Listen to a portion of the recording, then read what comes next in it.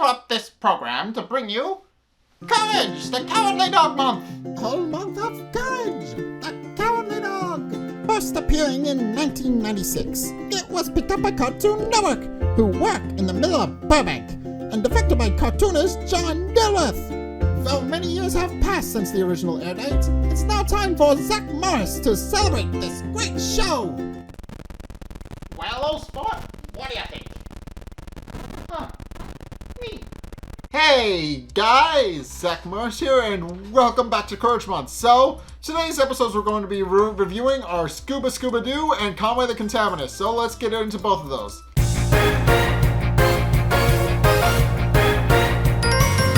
Okay, so this first episode, Scuba Scuba Doo, first and foremost being a reference to Scooby-Doo, which the series would eventually cross over with like 20-ish years later, but yeah, this episode Scuba Scuba Doo is actually interesting in that it's the last appearance of Eustace's mother, because after this her voice actress Billy Lou Watt actually passed away.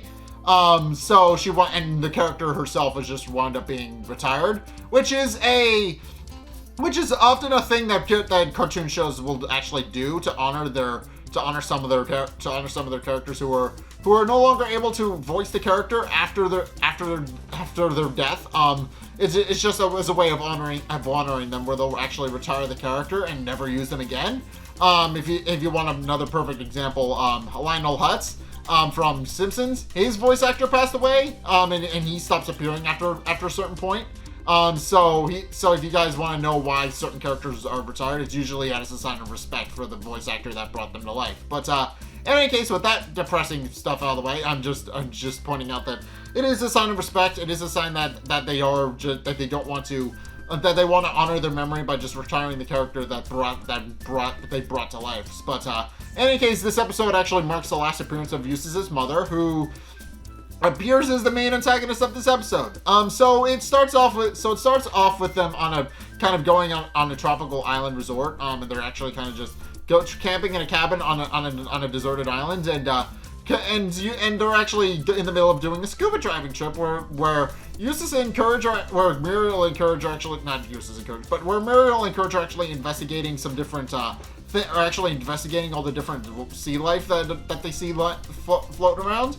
While Eustace is looking for treasure, and long story short, his first expedition into the water winds up resulting in him being bitten by an eel. So yeah, he winds up developing an anger of water after this point. But in any case, as they're actually investigating, they actually notice some little people having a tea party amongst the coral, which freaks Courage out a little bit, since there's not supposed to be little people.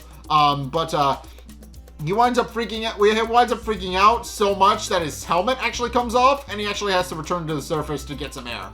And he winds up landing on his sandcastle in the process, but as a result of that. But that's beside the point. But in any case, back on dry land, Muriel tries to tell Eustace about what he saw, who since has put a bandage on his head because he got bitten by an eel.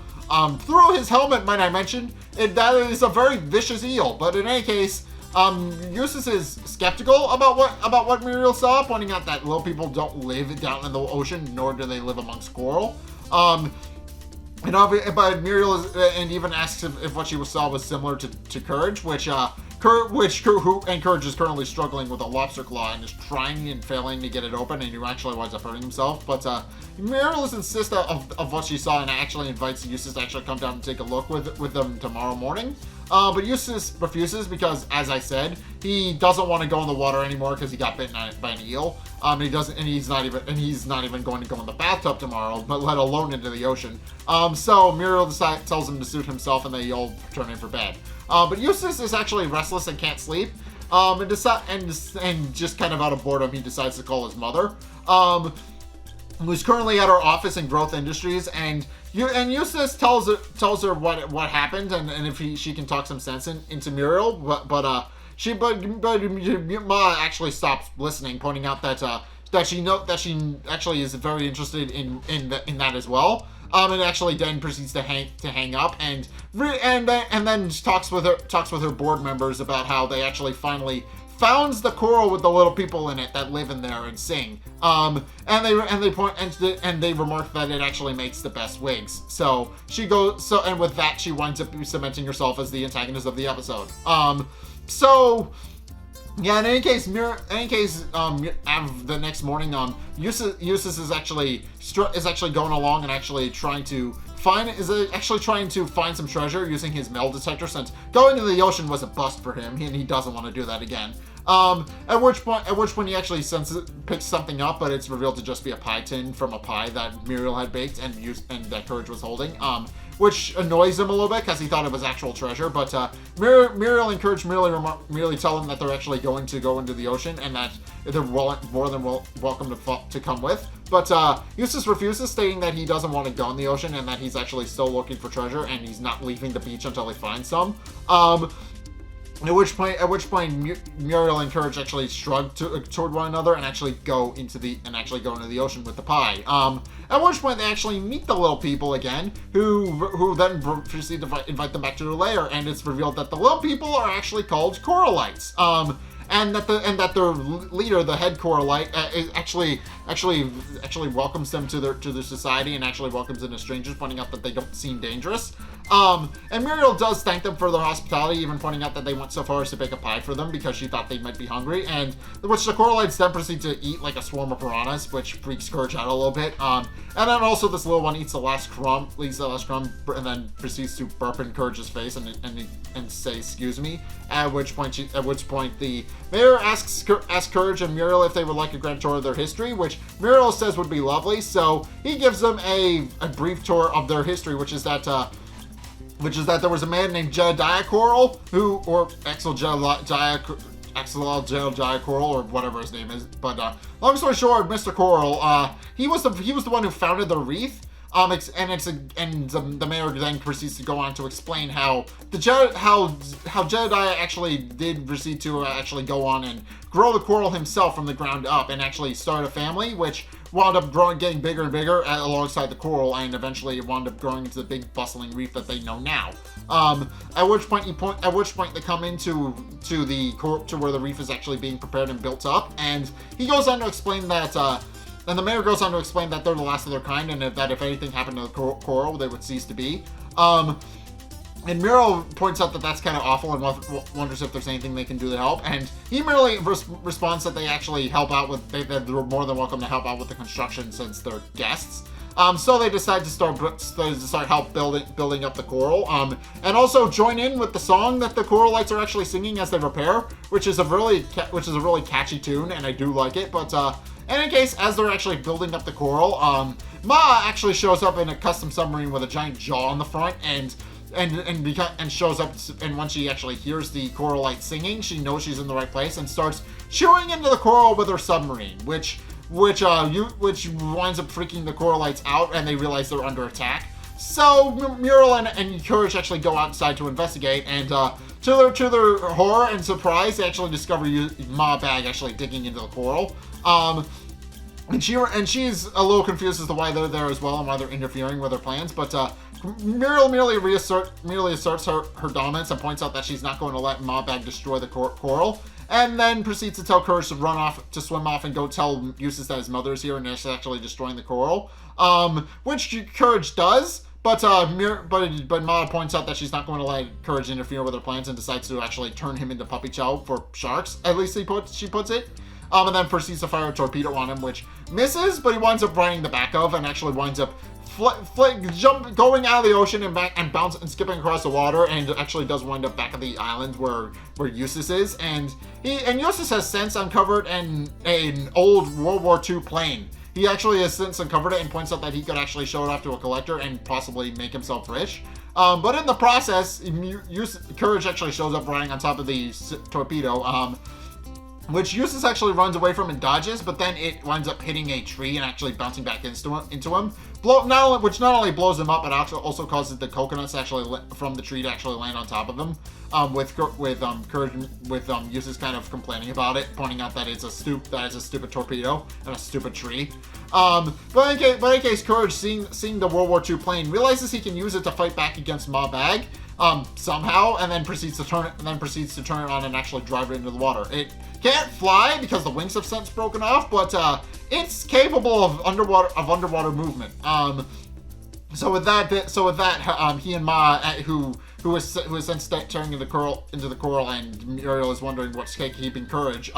Courage then shows up and gets into a fight with Ma Bag, and the two then proceed to get into a dogfight underwater with Ma trying to hit Courage with her rear torpedoes, which Courage winds up not only evading, but winds up leading it back into their submarine, which blows up. But then, in retaliation, she blows up his plane with a rocket launcher, which then is destroyed. At which point they kind of get into a bit of a wrestling match underwater, which causes Ma's hair to actually fall off. And realizing her hair has fallen off, she screams, and then Courage lets out a scream in response to that. So she tries to swim down deeper into the ocean, actually go and get her wig, but in the process, she accidentally leaves her rebreather behind, and Courage actually winds up taking it for himself. And eventually she realizes she's not going to be able to reach her wig and actually returns back to the surface. At which point there's a giant wave where D Lung shows up on a surfboard, tells her to watch where she's going, you fool, and then both of them wind up wiping out. At which point the Coralites, as thank you for Courage's bravery, actually decide to immortalize them in their Hall of Fame. He winds up being immortalized as part of their history, and actually goes down in history alongside Genitile Coral himself. And once they're actually back home, Muriel actually congratulates Courage's bravery with a pie, which the little Coralite winds up eating again, and he doesn't wind up getting any of it. So, yeah, this episode is kind of interesting. Again, this episode marks the final appearance of Ma Bag after her voice actress passed away, and she was kind of retired after this as kind of a memorial to her, but it is an interesting way to go out. She quite literally went out with a bang. But this is just a really good episode where she's trying to make wigs out of coral, which doesn't sound comfortable like at all.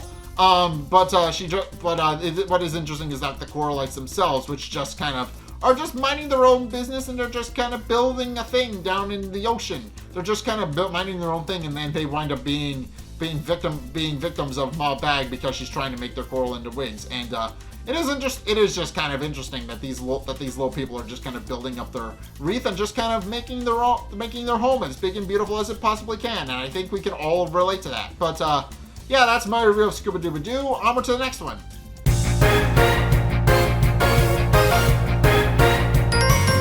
Okay, so this episode, Conway the Contaminationist, is very interesting for a number of reasons. So, it starts off with Courage actually making some balloon animals, with Muriel just admiring his work as she's cleaning.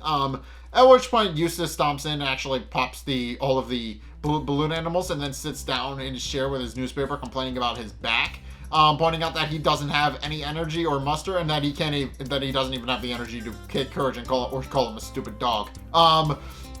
And at which point they're actually pointing out that he'll eventually feel better. But then Muriel notes something strange and white outside, which is implied to be paper, but she believes it's snow. And Courage is happy because he wants to go play in the snow, so he goes to go get his jacket and runs outside, only to discover that it's not snow at all, but rather paper that says "Live longer, live better." And then he sees a plane writing in skywriting the same mantra, but then the man in the plane actually winds up coughing and getting sick on his own fumes, and winds up almost running Courage over, more importantly, but also he runs into the windmill and actually winds up causing it to collapse, and he actually winds up breaking it. At which point Muriel comes out and sees what's all the ruckus is about, and they actually escort the man in. And the man and I'm just gonna put this out, the man feels very not like a man at all. He looks very weird and very odd, but in any case, she holds up her hand to his head and points out that he has a fever, and Muriel then proceeds to wonder if there's anything they can bring him, and while she can't make it out first, she then remarks that what makes him feel that she thinks he's saying sludge, and asks Courage to go find some, and Courage is more than disgusted to actually go and look for sludge, but he decides to anyway, and decides poking his head around all the places where you would expect sludge to be. In between people's toes, he picks some out of, uses his feet. In the back of the fridge, in the back of the stove, in the gutters. and eventually he comes back with a full jar full of it, which the man then proceeds to drink and starts to feel a lot better. And Muriel is a little surprised about how good he feels, but the man points out that he hasn't felt this good in a while. And then the man introduces himself as the titular Conway, who points out that he actually feels like he's actually that he actually feels like a bunch of years younger, and that he points out that as for thank you, he would very much like to help them kind of live longer and live better. At which point Muriel points out that as long as he's better, that's all right with her, and proceeds to start vacuuming. But then Conway points out that she's actually vacuuming wrong. As he puts it, she's actually vacuuming in the reverse, and she actually needs to put the vacuum in reverse rather than going forward. Which she does at Conway's request, pointing out that he's the guest and all. And then it starts filling with a bunch of smog and smoke and dust. Which makes Conway feel a lot better. And as he points, and while Eustace and Muriel and Kurt and also Courage are just kind of choking on the smog filling the air now. Conway then proceeds to point out that there are health benefits to living the way that he's encouraging them to live, pointing out that he's 193 years old and that it's actually been healthy for him. And Muriel points out that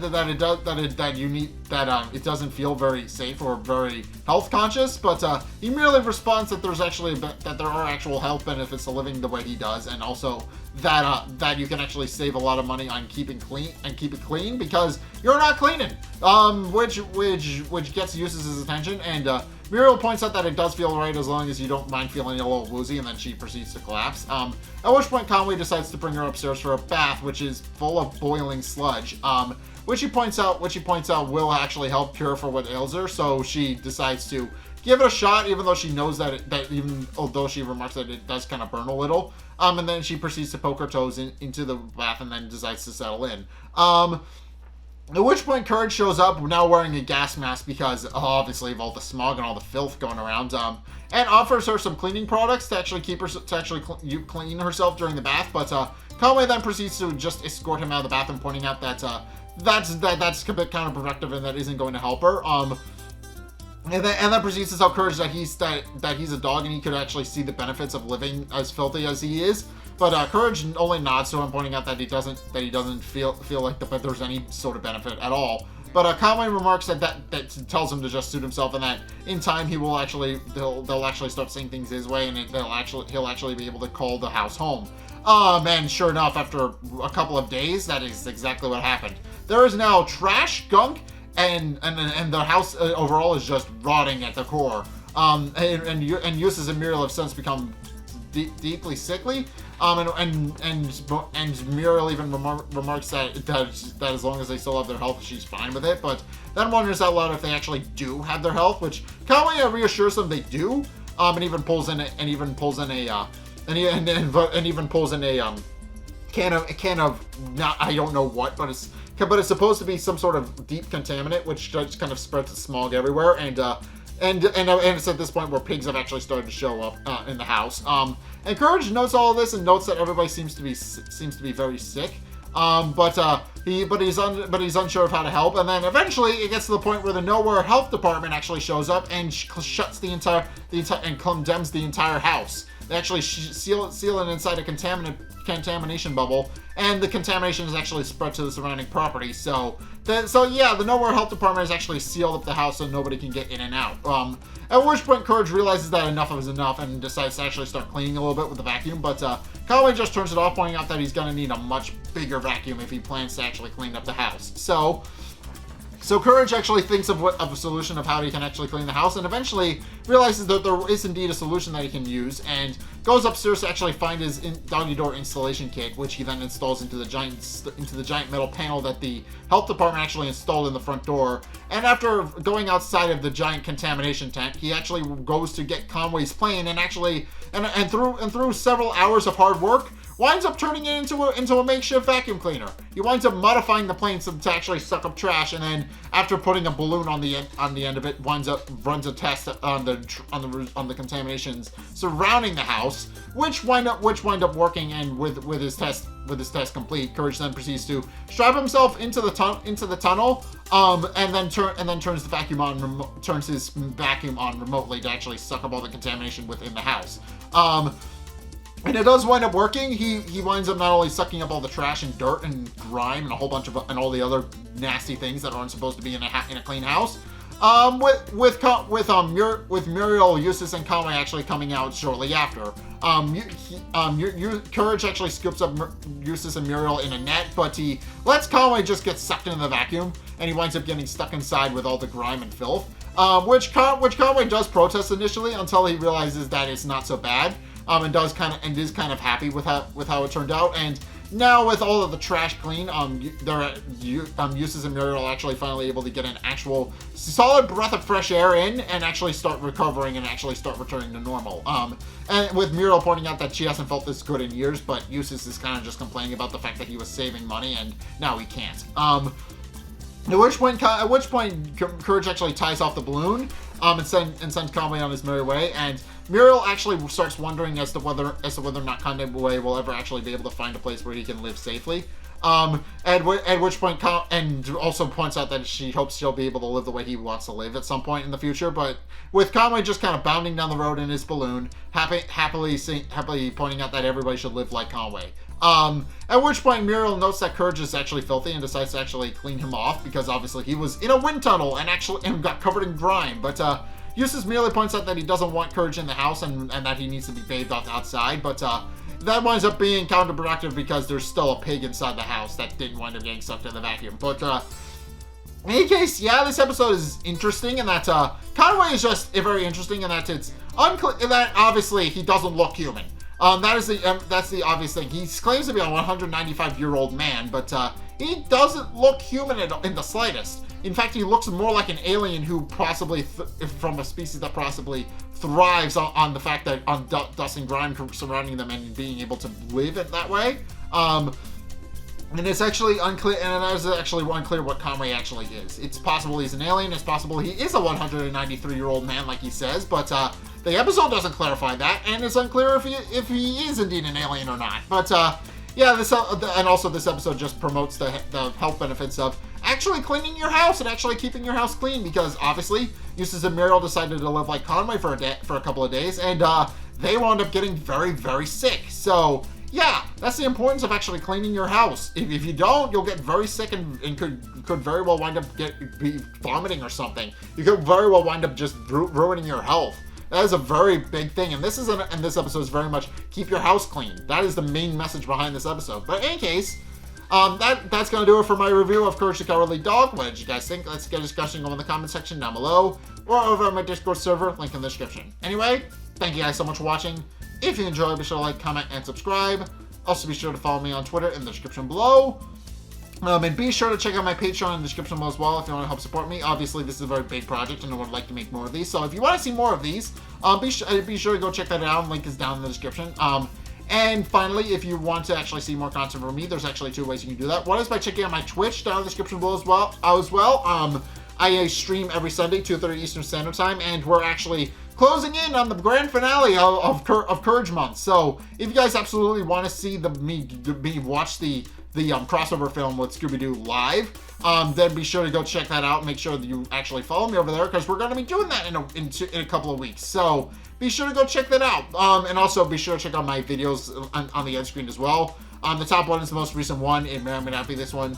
The bottom video is the video recommended to you based on what you've already seen from me. And both of those may or may not be Courage related, because we're in the middle of Courage Month. So if you want to try either of those, be sure to go check those out in the end screen. But in any case, thank you guys so much for watching. And until next time, I will see you guys in the next video. Peace!